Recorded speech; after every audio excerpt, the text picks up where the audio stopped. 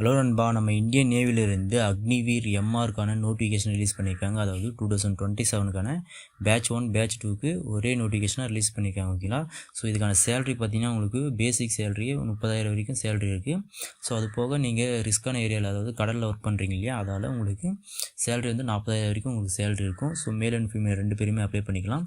So male and female 2 பேருக்குமே height பார்த்தீங்கன்னா 157 centimetre இருந்தாலே போதுமானது. ஓகேங்களா. ஸோ இதுக்கு 10th பாஸ் பண்ணியிருந்தாலே போதும். 10th குவாலிஃபிகேஷன் தான். ஓகேங்களா.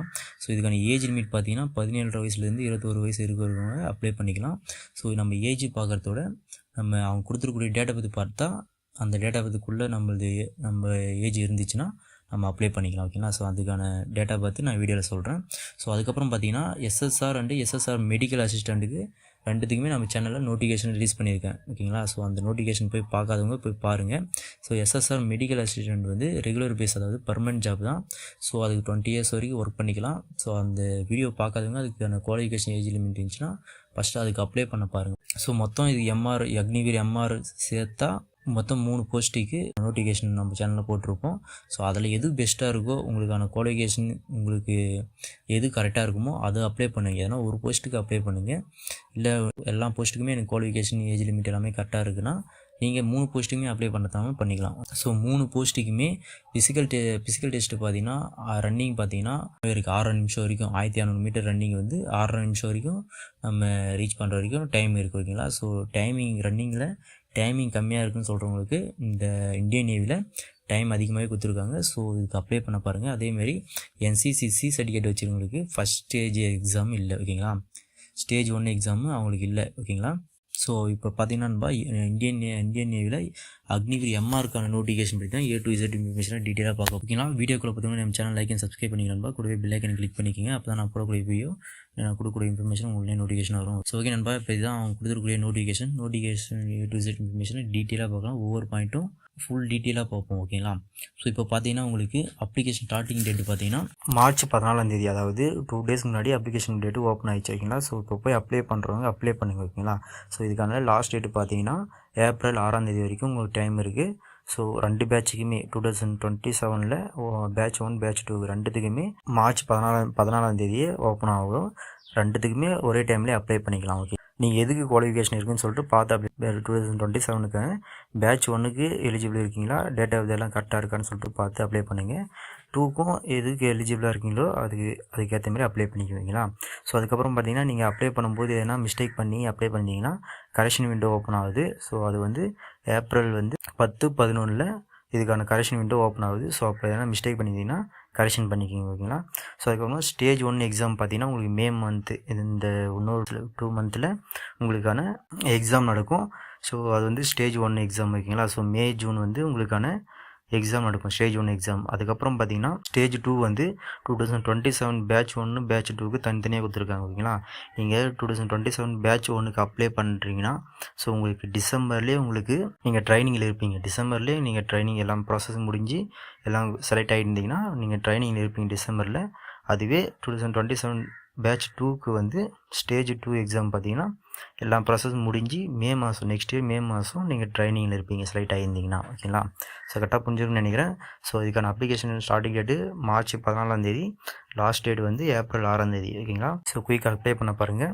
ஸோ அதுக்கப்புறம் இதுக்கான எலிஜிபிள் பார்த்தீங்கன்னா உங்களுக்கு மேல் அண்ட் ஃபீமேல் 2 பேருக்குமே எலிஜிபிள் தான். ஓகேங்களா. ஸோ உங்களுக்கு மேரேஜ் ஆகிருக்கக்கூடாது. ஓகேங்களா. அன்மேரிடு கேண்டிடேட் மட்டும்தான் இதுக்கு அப்ளை பண்ண முடியும். மேல் அண்ட் ஃபீமேல் 2 பேருக்குமே மேரேஜ் ஆகிருக்கக்கூடாது. 2 பேருமே அப்ளை பண்ணலாம். மேல் அண்ட் ஃபீமேல் 2 பேருமே அப்ளை பண்ணலாம். இதுக்கான குவாலிஃபிகேஷன் பார்த்தீங்கன்னா உங்களுக்கு குவாலிஃபிகேஷன் நீங்கள் 10th பாஸ் பண்ணியிருந்தாலே போதும். மினிமம் 50% மார்க் இருக்கணும். நீங்கள் 10th டோட்டலாக 50% மார்க் இருக்கணும். ஸோ நீங்கள் அப்ளை பண்ணிக்கிங்க. ஓகேங்களா. ஸோ அதுக்கப்புறம் பார்த்தீங்கன்னா ஏஜ் லிமிட். ஓகேங்களா. ஏஜ் லிமிட் பார்த்தீங்கன்னா உங்களுக்கு 2027 ஃபஸ்ட்டு பேட்சுக்கு தனியாக ஏஜ் லிமிட் கொடுத்துருக்காங்க. 2027 செகண்ட் பேட்சுக்கு தனியாக நோட்டிஃபிகேஷன் விட்டுருக்காங்க. ஓகேங்களா. ஸோ பார்த்தீங்கன்னா ஃபஸ்ட்டு பேட்சுக்கான ஏஜ் லிமிட் பார்த்தீங்கன்னா 1 டிசம்பர் 2004 31 மே 2009 இருக்கவங்க மட்டும் அப்ளை பண்ணிக்கலாம். ஸோ 2027 செகண்ட் பேட்சுக்கு டேட்டா பார்த்தீங்கன்னா 1 மே 2005 31 அக்டோபர் 2009 இருக்கவங்க மட்டும் அப்ளை பண்ணிக்கலாம். ஓகேங்களா. ஸோ இந்த ஏஜுக்குள்ளே இருக்கணும். ஓகேங்களா. ஸோ 1 மே 2005க்கு அப்புறம் பிறந்தவங்களாக இருக்கணும். 31 அக்டோபர் 2009க்கு முன்னாடி பிறந்தவங்களா இருக்கணும். அதுக்கப்புறம் பிறந்தவங்க அப்ளை பண்ண முடியாது. ஓகேங்களா. ஸோ அக்னிபாத் ஸ்கீம்ன்றதால அவங்க என்ன டேட்டு சொல்லியிருக்காங்களோ அந்த டேட்டுக்குள்ளே தான் அப்ளை பண்ண முடியும். ஸோ அதுக்கு நான் சொல்லிட்டு கரெக்டாக பார்த்துக்கிங்க. ஸோ அதுக்கப்புறம் என்ன சொல்லியிருக்காங்கன்னா உங்களுக்கு மேரேஜ் ஆகிருக்கூடாது. ஓகேங்களா. ஸோ இது வந்து அக்னிபாத் ஸ்கீம்ன்றதால உங்களுக்கு வந்து மேரேஜ் ஆகிருக்கூடாது, மேல் அண்ட் ஃபீமேல் 2 பேருக்குமே. ஸோ வந்து நீங்கள் அந்த 4 இயர்ஸ் முடித்த உடனே நீங்கள் மேரேஜ் பண்ணிக்கலாம். அப்படின்னா 20% உங்களுக்கு பர்மனெண்ட் பண்ணாங்க இல்லையா, அவங்க வந்து அந்த பர்மனெண்ட் பண்ண உடனே நீங்கள் மேரேஜ் பண்ணிக்கலாம். ஓகேங்களா. ஸோ நீங்கள் அந்த 4 இயர்ஸ் ஒர்க் பண்ணும்போது நீங்கள் மேரேஜ் பண்ணக்கூடாது. அது டீட்டெயிலாக சொல்லியிருக்காங்க. அதுக்கப்புறம் லீவு பார்த்தீங்கன்னா உங்களுக்கு 1 இயருக்கு 30 டேஸ் லீவ் சொல்லியிருக்காங்க. ஸோ அக்னிபாத் ஸ்கீம் மாதிரி தான். ஓகேங்களா. ஸோ அதுக்கப்புறம் பே லெவல், ஓகேங்களா, அலவன்ஸ் எல்லாமே சேர்த்து பார்த்தீங்கன்னா உங்களுக்கு 30,000 சேலரி இருக்கும். ஸோ அதுக்கப்புறம் உங்களுக்கு அலவன்ஸ் எல்லாம் இருக்குது. ஓகேங்களா. ஸோ ரிஸ்க் அலவன்ஸ் இருக்குது, ட்ரெஸ் அண்டு ட்ராவல் அலவன்ஸ் எல்லாமே எல்லா பெனிஃபிட்டும் இருக்கும். ஓகேங்களா. ஆனால் பேசிக் பே 30,000. ஓகேங்களா. ஸோ ரிஸ்க் அலவன்ஸ் எல்லாமே சேர்த்து உங்களுக்கு 40,000க்கு மேலே ஃபஸ்ட் மந்த் சேலரி வரும். சேவா நிதி திட்டம், அதாவது அக்னிபாத் ஸ்கீம் மாதிரி தான். ஸோ ஃபஸ்ட் இயரில் உங்களுக்கு 30,000 சேலரி இருக்கும், செகண்ட் இயரில் 33,000 சேலரி இருக்கும், தேர்ட் இயரில் 36,500 வரைக்கும் சேலரி இருக்கும், 4வது வருஷம் உங்களுக்கு 40,000 வரைக்கும் சேலரி இருக்கும். ஓகேங்களா. 4 இயர்ஸ் முடிச்சுட்டு வெளியே வரீங்க இல்லையா, அப்போ வந்து ஒரு 10 லட்சம் கிட்ட உங்களுக்கு அமௌண்ட் தருவாங்க. ஓகேங்களா, சேர்த்து. ஸோ அதுக்கப்புறம் பார்த்தீங்கன்னா அதிலே சொல்லியிருக்காங்க ரெகுலர் கேட்டகரி வந்து 20% எடுப்பாங்களாம். அது மீதி போக மீதி 70% வெளியே அனுப்பிச்சிருவாங்க. அவங்களே சொல்லியிருக்காங்க டீட்டெயிலாக. 20% தான் உள்ள ஆள் எடுப்பாங்களாம். ஓகேங்களா, பர்மனெண்ட் பண்ணுவாங்க. செலெக்ஷன் ப்ராசஸ் பார்த்தீங்கன்னா உங்களுக்கு ஸ்டேஜ் 1 ஸ்டேஜ் 2 இருக்கும். ஸ்டேஜ் 1ல் வந்து 50 கொஷின் இருக்கும். உங்களுக்கு ஒரு கொஷினுக்கு 1 மார்க்கு. ஸோ உங்களுக்கு கொஷின் பேப்பர் பார்த்தீங்கன்னா ஹிந்தி இங்கிலீஷில் 2 தான் இருக்கும், 2 டைப் தான். ஸோ இது 2த்தில் எது வேணால் நீங்கள் அப்ளை பண்ணிக்கலாம். ஹிந்தியில் அப்ளை பண்ணிக்கலாம், இல்லைனா இங்கிலீஷில் அப்ளை பண்ணிக்கலாம். மோஸ்ட்லி நம்ம தமிழ்நாடு பசங்க இங்கிலீஷில் அப்ளை பண்ணுங்கள். ஓகேங்களா. ஸோ இங்கிலீஷ் தான் நமக்கு நெக்ஸ்ட் ஆப்ஷனே, தமிழ் கற்றுது. ஸோ இங்கிலீஷில் அப்ளை பண்ணுங்கள், எழுதுங்க. ஓகேங்க, exam. So exam question paper எந்தெந்த டைட்டிலேருந்து கேட்பாங்கன்னா சயின்ஸு, மேக்ஸு, ஜென்ரல் அவேர்னஸ், இந்த 3 சப்ஜெக்ட்லேருந்து தான் கேட்பாங்க. 10th குவாலிஃபிகேஷன், 10th பேஸ் பண்ணி தான் உங்களுக்கு கொஷின் வரும். சிலபஸ் பார்த்தீங்கன்னா உங்களுக்கு 10th பேஸ் பண்ணி தான் உங்களுக்கு கொஷின் வரும். ஓகேங்களா, 10th குவாலிஃபிகேஷன்றதால. ஓகேங்களா. ஸோ உங்களுக்கு 30 நிமிஷம் டைம். ஓகேங்களா. அது 50 கொஷின் அட்டன் பண்ணுறதுக்கு உங்களுக்கு அரை மணி நேரம் தான் டைம். ஓகேங்களா. எக்ஸாம் ஃபீஸ் பார்த்தீங்கன்னா உங்களுக்கு 550 ரூபா ஃபீஸ் இருக்குது. ஓகேங்களா. ஸோ ஏன் நான் ஒரு இதுக்கு மட்டும் அப்ளை பண்ண சொன்னால், ஃபீஸும் அதில் ஒரு ஆப்ஷன் வந்து ஃபீஸும் அதிகமாக இருக்குது. ஓகேங்களா. ஸோ அதுதான் சொல்கிறேன், எதனா ஒன்றுத்துக்கு மட்டும் ஃபோக்கஸ் பண்ணி படிக்க ஆரம்பிச்சிங்க, கொஞ்சம் கரெக்டாக இருக்கும். 3த்துக்குமே குவாலிஃபிகேஷனும் 3த்துக்குமே அப்ளை பண்ணுங்கள். ஏன்னா ஒன்று இல்லைனாலும் நம்ம இது பண்ணிக்கலாம்.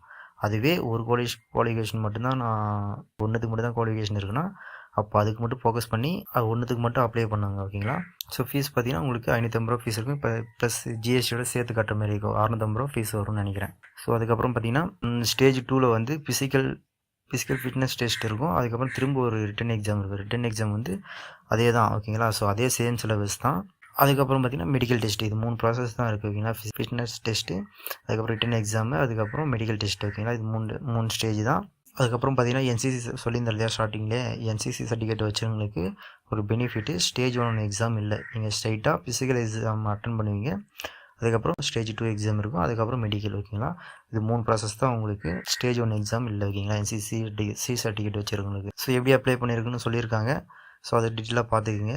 அதுக்கப்புறம் பார்த்தீங்கன்னா ஸ்டேஜ் 2ல் வந்து அதே இது தான். ஓகேங்களா. ஸ்டேஜ் 2ல் அதாவது ஃபிசிக்கல் ஸ்டாண்டர்ட் டெஸ்ட்டில் வந்து உங்களுக்கு 1600 மீட்டர் ரன்னிங் வந்து 6 நிமிஷத்தில் பீட் பண்ணோம். ஃபீமேலுக்கு 8 நிமிஷம் வரைக்கும் டைம் இருக்குது. ஸோ அப்போ ஸ்குவாட் வந்து 20 ஸ்குவாட் போடணும் மேல் கேட்டகரி. ஸோ ஃபீமேல் கேட்டகரி வந்து 15 ஸ்குவாட் போடணும். புஷ்அப் வந்து 15 போடணும் மேல் கேட்டகரி.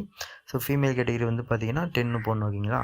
அதாவது சிட்டப்ஸு 5 போடணும் மேல் கேண்டிடேட்டு, ஃபீமேல் கேண்டிடேட்டு 10 போடணும். ஓகேங்களா. ஸோ அதில் வந்து ஸ்டேஜ் 2லேயே ஃபிசிக்கல் குவாலிஃபிகேஷன் சொல்லிட்டேன்னா, அப்போ அதாவது ரிட்டன் எக்ஸாமுக்கான இது பார்த்தீங்கன்னா சேம் இது தான். ஓகேங்களா. ஸோ உங்களுக்கு 50 கொஷின் இருக்கும், 1/2 hour டைம் தருவாங்க, ஒரு கொஷினுக்கு 1 மார்க்கு. ஸோ எக்ஸாம் பார்த்தீங்கன்னா உங்களுக்கு ஹிந்தி அண்ட் இங்கிலீஷில் இருக்கும். நம்ம எது வேணுமானாலும் அட்டன் பண்ணிக்கலாம். ஸோ அது பார்த்தீங்கன்னா உங்களுக்கு வந்து கொஷின் பேப்பர் வந்து 10th சிலபஸ் படி தான் உங்களுக்கு இருக்கும். Science, maths and general awareness. ஓகேங்களா. இது 3த்துலேருந்து தான் கொஷின் வரும் அந்த டாப்பிக்கு. ஸோ இதுக்கான சிலபஸ் வந்து உங்களுக்கு வேணும்னா எனக்கு கமெண்ட் பண்ணுங்கள். ஓகேங்களா. ஸோ அதனால் ஸ்டேஜ் 2ல் இந்த எக்ஸாம் இருக்கும். அதுக்கப்புறம் மெடிக்கல் எக்ஸாம். ஓகேங்களா. ஸோ மெடிக்கல் செலெக்ஷன் இருக்கும். ஸோ அது டீட்டெயிலாக பார்த்துக்குங்க.